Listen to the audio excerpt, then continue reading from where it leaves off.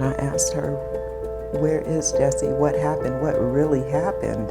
Somebody knows something. Somebody saw something. You can't tell me don't nobody know. It wasn't until, a couple hours later when things aren't starting to work out right. Things aren't making sense. Do I look like I hurt my daughter? Do I look like I hurt my daughter? It was hard to get back up every morning and go back out there. You're listening to True Crime Arizona, the podcast.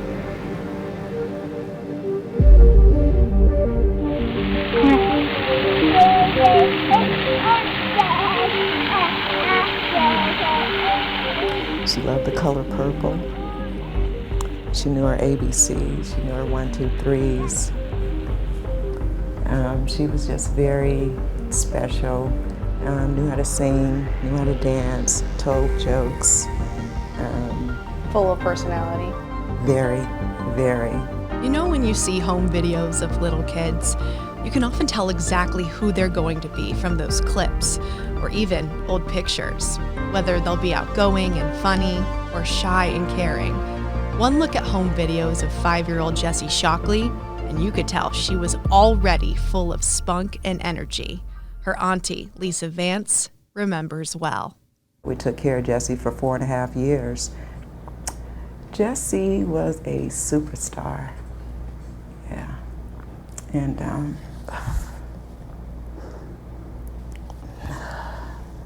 she was destined to be a superstar, but she was our superstar.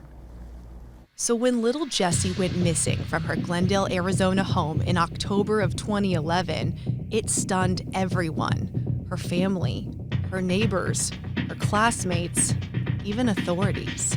Hello. I need an officer at my house. I can't find my daughter. Jhessye's mom, Jhessye Hunter, said her daughter had walked outside while Jhessye was running errands and was put into a car by a stranger. Somebody knows something. Somebody saw something. You can't tell me don't nobody know. Lisa says that act may have fooled some people for a while, but it didn't fool her. Jhessye didn't just deceive her family and her children or herself. She deceived the community. And I asked her, where is Jhessye? What happened? What really happened? And she was being nonchalant and deceiving as usual. And at that moment, I could see through her, and I knew what she had told the public and what she called and told the police, that was a lie. That was not true.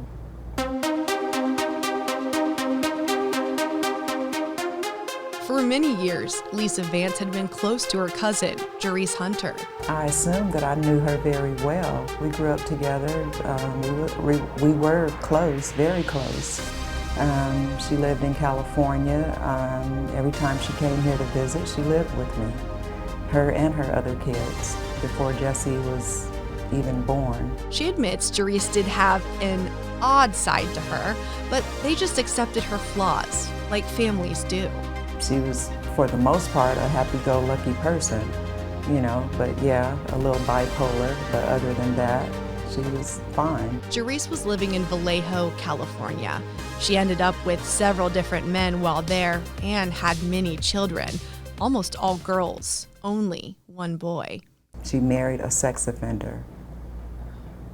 So she met this man on a bus and brought this man to her house around her children. Lisa didn't approve of this man, but Jhessye was a grown woman and could make her own decisions. The problem was, Lisa didn't realize how out of hand that would get. Acts of violence against her own kids. How extensive was the child abuse that you know of prior to Jhessye being born? In the beginning, I didn't know how extensive it was. I really didn't know in the beginning, I didn't even really know it was child abuse. I believe Jhessye told me it was something different, and then of course as time went on, of course I found out what it was really about. What kind of abuse was happening in California? Now that I don't know, because I wasn't there. But from my understanding, I understand that she was allowing her husband to have sex with one of her children, with one of her older children. The kids had been openly talking about what was being done to them to other family members. Jhessye knew she needed to turn herself into authorities. To make matters worse, she was already pregnant again with another girl. That baby would be Jhessye Shockley. Jhessye was getting ready to turn herself in for child abusing her other children in the state of California. And she came here and she asked me, would I watch her, me and my family, would we take care of Jhessye? She was already 7 months pregnant with Jhessye. And as a cousin, you know, I'm the oldest of all my cousins, and I took the responsibility of yes. I told her yes, I would take care of Jhessye. So Lisa and her sister raised Jhessye in Phoenix, Arizona. They were there for all her firsts. First words, first time walking, firsts at school. She was growing and thriving, all while her mother served prison time for abuse to her older siblings. Jhessye, thankfully, didn't have to endure that in California. Lisa says she was spoiled and a diva in the best and most loving of ways. But this is where things changed for Jhessye, where the story gets far worse than Lisa ever could have imagined. I'm sorry. But after 10 years, I could still, you know, I could control my tears, but I see that it just still brings me tears to my eyes. Jhessye Hunter got out of prison after 4.5 years in California and moved to Arizona. She went to a shelter, and while she was in the shelter, she contacted me, and she wanted me to give her Jhessye. And I said, I'm not going to do that because I don't feel that Jhessye belongs in a shelter. She has not been living in a shelter for the last 4.5 years, and I believe that would totally shock her. Jhessye didn't like that, and so yes, we had words. And after that, we kind of stopped speaking, we stopped talking.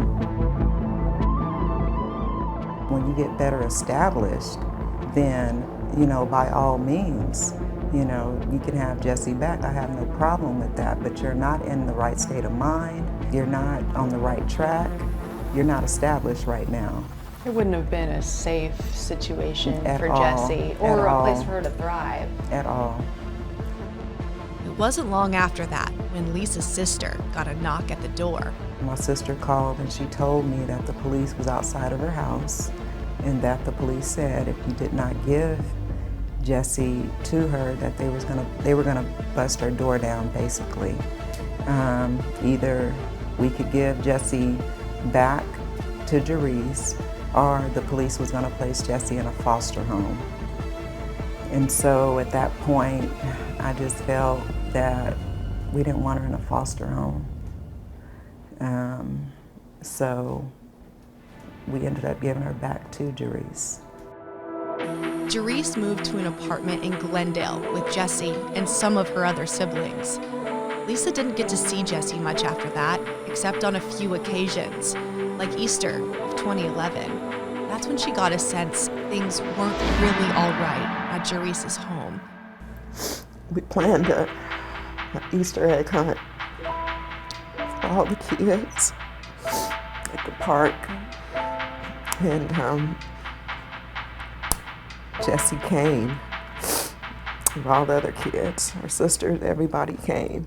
And as soon as Jhessye had a quiet moment with my sister, she told my sister, she says, Amy, you have to get me. Please take me home with you. And we knew at that point that something was not right, because the shine in her eyes was gone. So she and her family tried to check up on the kids as much as they could. Jhessye covered up very well when my auntie was over there. We tried everything that we could possibly think of to make sure that the kids were okay. Then the call came. October 11th, 2011. A family member let Lisa know Jhessye had been reported missing by her mom, and the entire neighborhood was searching for her. It was unbelievable. It was not real.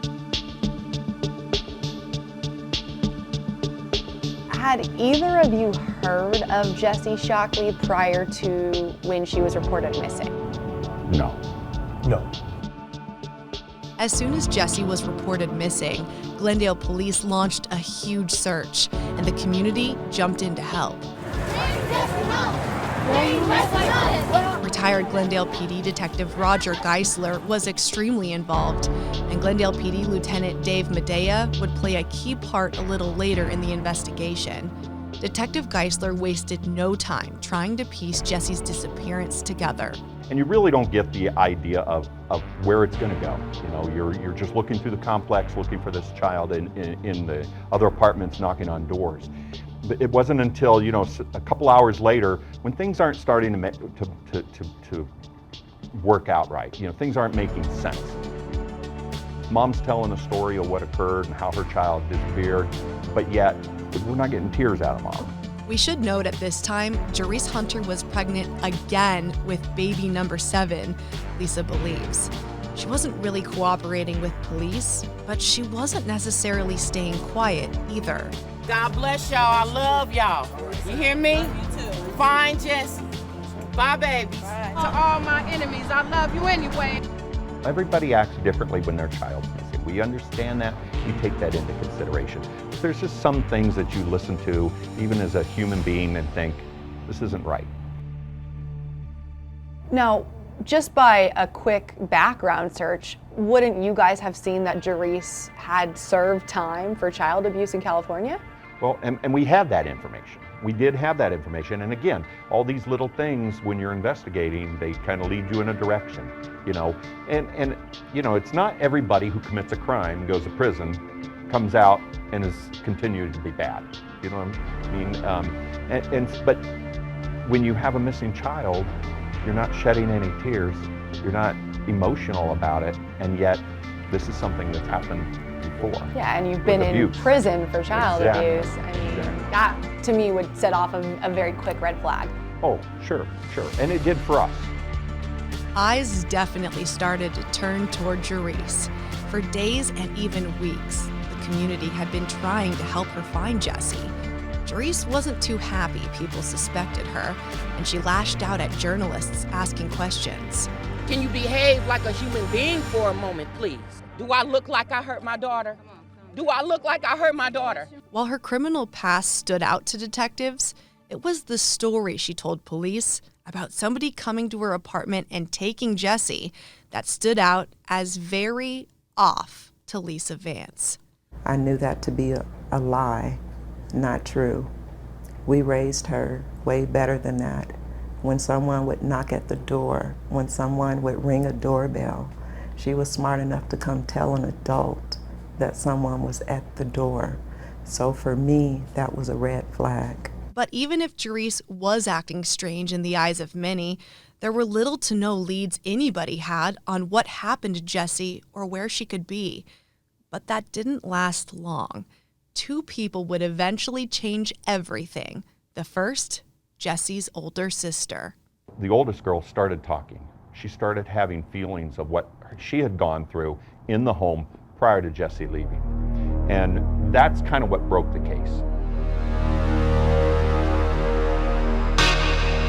At the time Jhessye went missing, her oldest sister was 13 years old.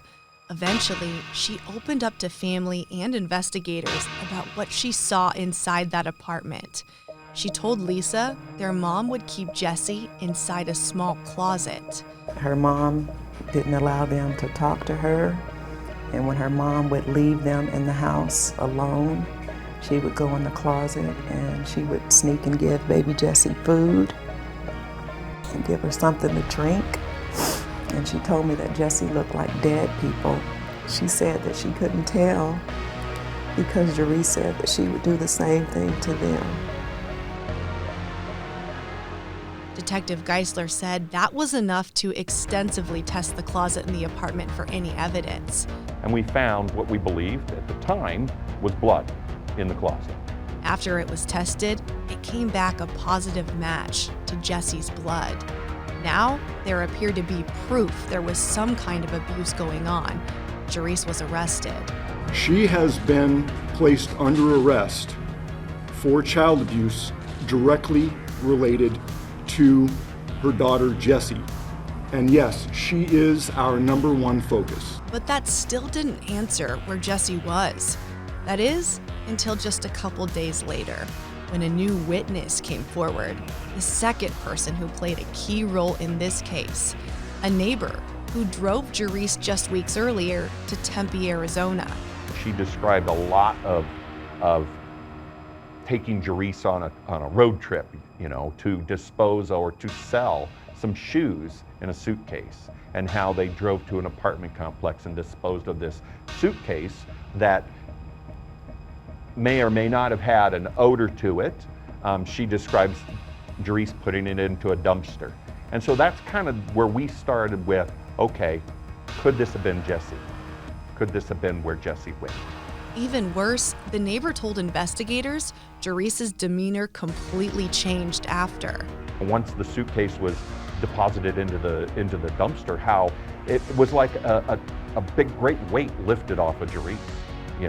They dumped this suitcase, and then Jhessye wants to get something to eat. They want to get food. Detectives corroborated the neighbor's story. Sure enough, the neighbor and Jhessye were on surveillance footage at the Tempe Circle K she said they went to. Like I felt when I first heard this as a reporter, you may have the same question. If Jhessye told the neighbor she was delivering clothes to somebody, why would she throw them in a dumpster? Apparently, she told police the friend told her if she wasn't there, that Jhessye could just put the suitcase into the dumpster and she would just get them later.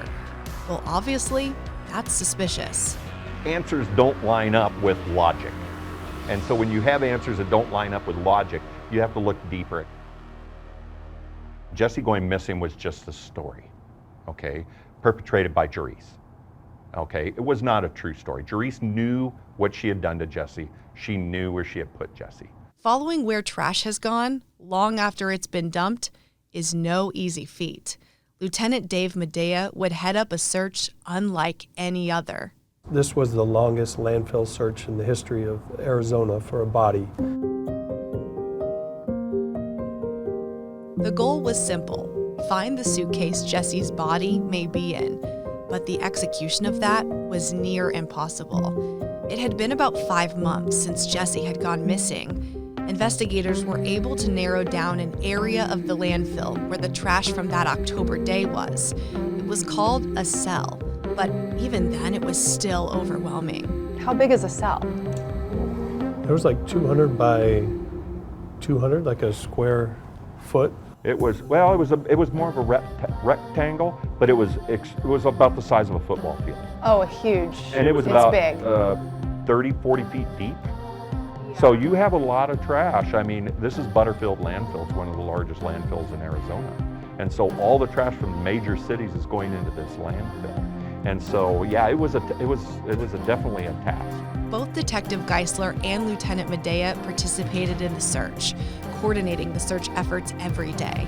What began as days filled with hope they may find Jhessye and put an end to this tragedy changed.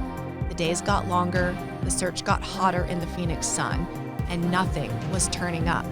It's like a needle in a haystack. As the days wore on and the months wore on, and it was like hard to get back up every morning and go back out there. After 5 months, the search was called off in the summer of 2012. Even to no avail, her family felt Jhessye's body was there. I just believe in my mind and in my heart, in my soul, I believe she is there. That's her final resting place.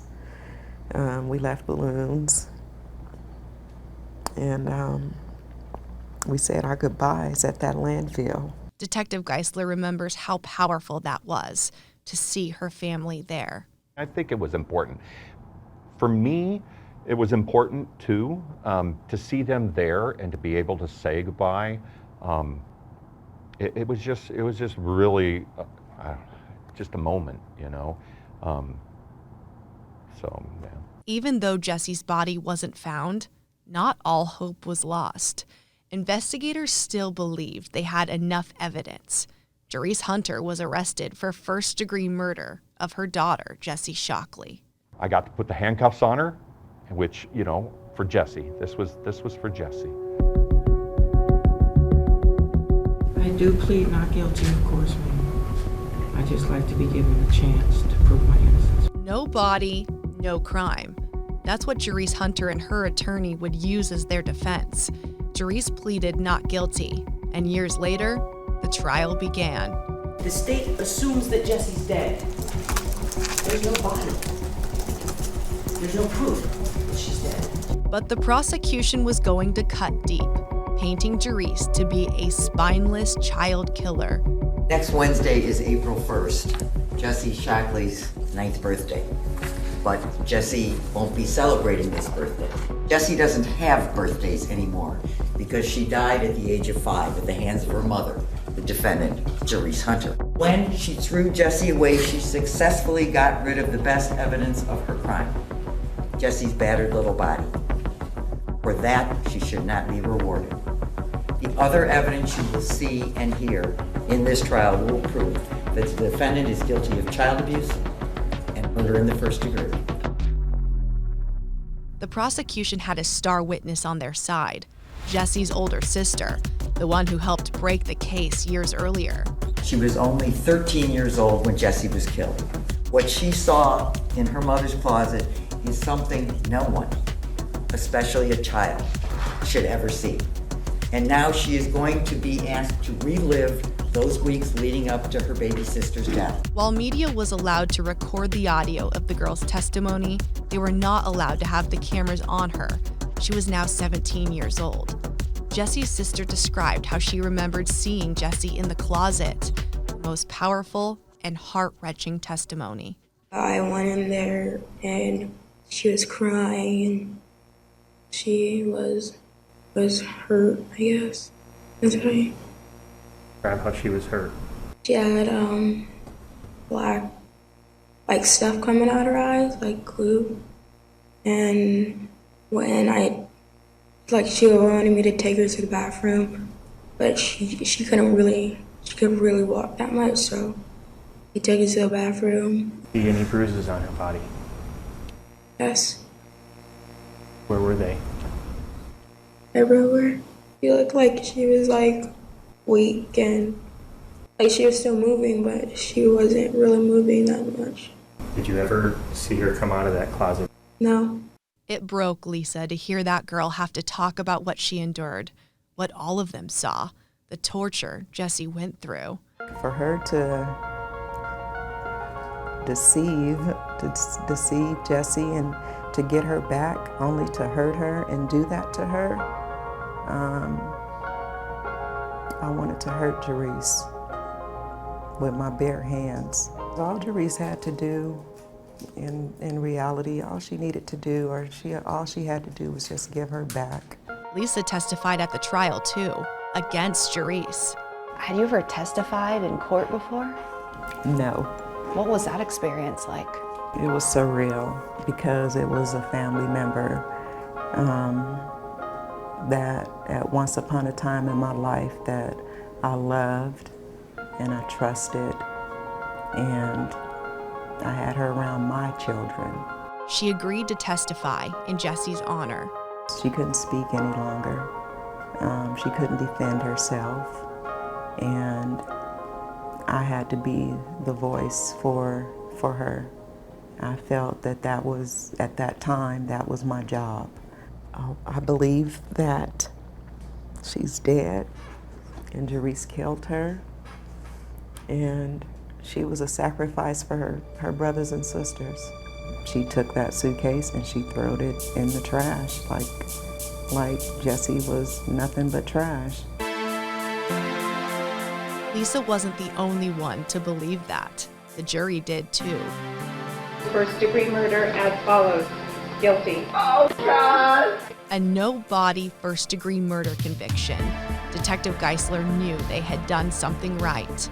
How difficult is it to prove a no-body case in a first-degree murder case? Well, honestly, you'd have to ask the prosecutor about that because they do a lot of that work. But for us, I think on the investigative side, I think we had everything together for that. I think we were able to show, based on the older daughter's story of what she saw and what, and the middle daughter, what she saw and what they remember, along with the forensic evidence that we had. We had the blood in the carpet, in the closet, which is exactly where they described seeing Jhessye. And we put all these pieces together, and then again, with great prosecution, they were able to look at the evidence, they were able to look at everything we gave them, the interviews, just like I explained, and they were able to put it together as a presentation for the court. That guilty verdict is ingrained in Detective Medea's memory, and the sentence too.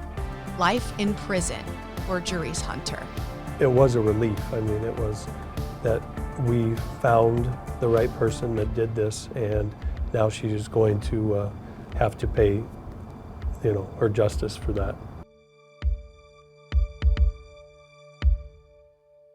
Many felt justice had been served, but the reality was Jhessye was still missing, and is still missing. It's now been 10 years. That weighs on Lisa's heart. How old would Jhessye be now? She would be 15. She's an April Fool's baby. I imagine what she looks like, what she would be doing. And right now, I live through my grandchildren to try to visualize her. Do you think you'll ever find Jhessye's remains or DNA elsewhere? I would hope and pray that one day her remains were found. One day, yes, I hope and pray, because that way maybe she could have a proper burial, because we don't have that for her, and that's why it's never going to be closure. Though Jhessye was never found, detectives are absolutely sure of where she is. Do you two believe Jhessye is in that landfill? Absolutely. Yes. Both of you? Absolutely, yeah. Without a doubt. Does that mean you both believe she was in that suitcase? Yes. Yes. Her family believes she's there too. I had to ask both detectives and Lisa about something I felt was so important. The fate of Jhessye's siblings, who were absolutely victims in this case too. I think a lot of people will wonder what happened to Jhessye's siblings, the other kids that were living in that apartment with Jhessye and Jhessye. Do you know? The last thing I know about the other children are a couple of them were adopted. As far as I know, they're doing very well, and I'm happy for them. They have a good life. The oldest daughter, my last understanding with her was she was graduating high school, and so moving on with her life as much as she can. Obviously, these children are traumatized. They're going to need help, and I just hope and pray that they're getting the help they need. Lisa lost contact with them as they got older and went to different families. If they were to reach out to you now, would you want to see them? Absolutely. They're still a part of my family. I have no hate against her children. While Jhessye Hunter spends the rest of her life in prison, Lisa can only hope Jhessye is somewhere better. Somewhere full of the color purple, somewhere full of dancing and singing. All the things a 5-year-old would love. I just hope she's up in heaven smiling and having fun and living her life and being loved, because she deserves that. What would you want Jhessye to know right now from you personally? That I miss you, girl. You're my sunshine. And I just wish she was here. This is considered a closed case, But one person inside her dark prison cell could choose to bring the case back to light anytime. Are there any loose ends with this case still to this day? Besides finding her? Yeah, you know what? There is. The one loose end I could honestly say is I would love to hear from Jhessye just once say, this is what happened, and take responsibility, because that's never happened in this case. Do you think it ever will? No. True Crime Arizona, the podcast, is hosted by me, Brianna Whitney, produced by Sergio Hernandez, edited by Mike Williams. It's a production of Arizona's Family, 3TV, CBS 5, and azfamily.com in Phoenix, Arizona. To watch the video version on your smart TV, download the free AZ Family streaming news app.